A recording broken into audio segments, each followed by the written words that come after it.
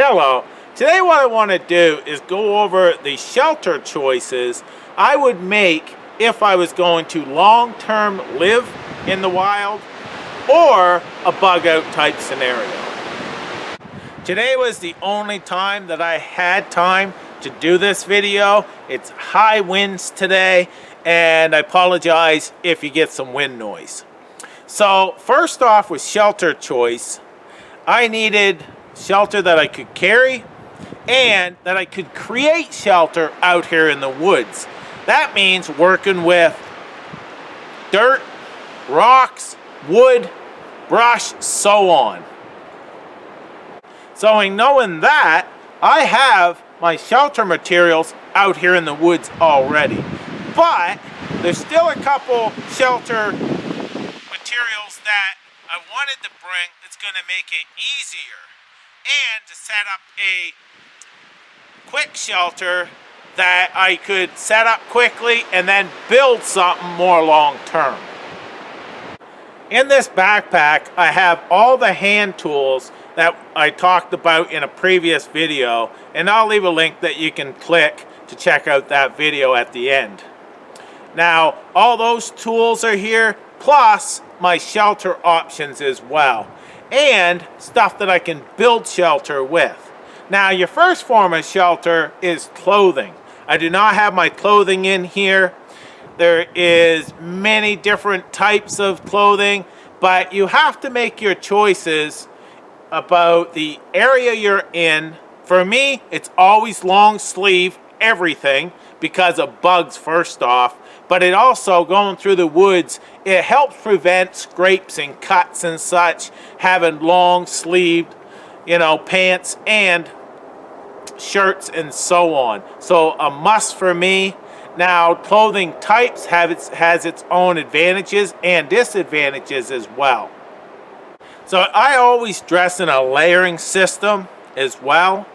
So I always have a base layer, then an insulation layer, and then my outer shell is either windproof or waterproof. So rain gear is a must for my kit, and I will be adding that. Wool sweaters and underlayer and such, very important to me. So knowing what I use out here and the multiple trips that I go out in the woods, I'm sleeping in the woods pretty much every week, year round. So I know what works, that's what I'll be taking. So knowing the properties, like I mentioned, wool can retain its insulation value either 60, some say 60 to 80% of its insulation value even when wet. That's huge. So wool is a must. Now cotton, the problem with it is when it gets wet, it can be hard to dry, and it can be a sponge. So it's good for many purposes, but for garments in cold climates, I don't normally wear it just because you don't want to be wet when it's cold. Now, I usually use polyester in cold weather or a poly blend. The reason why is because if you do get wet, it dries quickly. So clothing is a personal choice, and I suggest using what works for you in your area.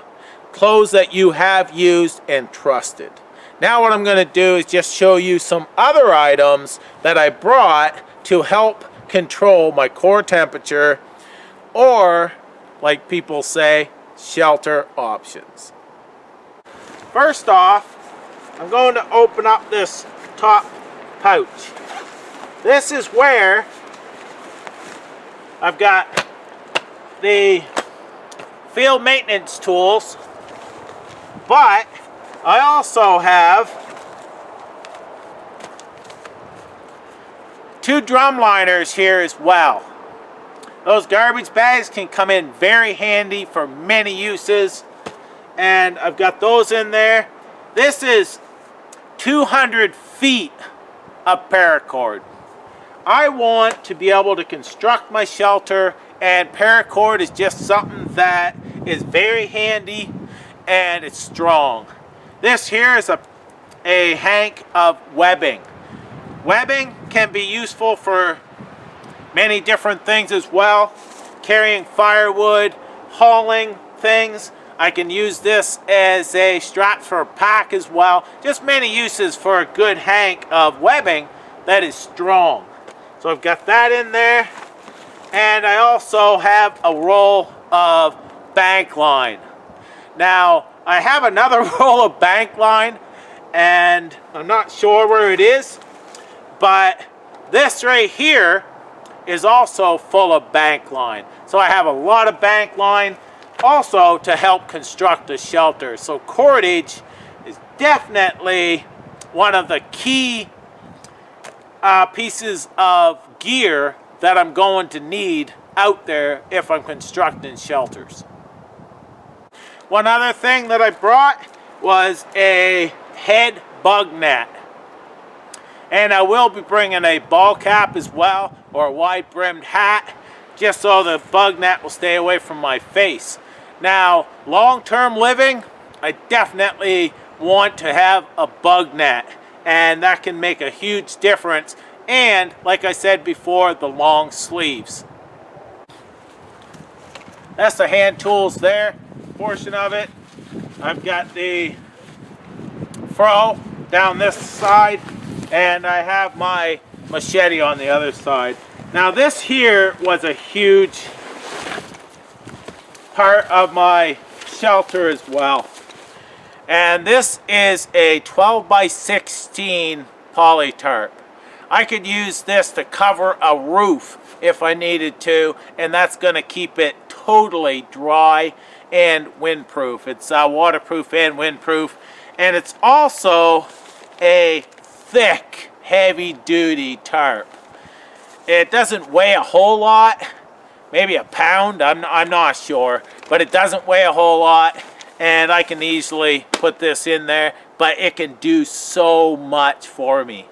Just so much. I love those tarps. I'm going to set that right on there to keep it dry. Here, just for quick deployment, this here is my reflex shelter that I could go out there, I could set this up and use this for a couple days and such till I get a more permanent shelter. I could use this for longer term if I wanted to, but a good tarp, this is also a tarp. I can keep firewood dry, just many uses for another tarp. And this here is just very compact and lightweight as well. So very good option. Now here, this is a Canadian military Gore-Tex bivy bag. Also very important for me. It will add some insulation to a sleeping bag, but it's windproof and waterproof. So that is a very good option because that's a shelter in itself. And then the bottom,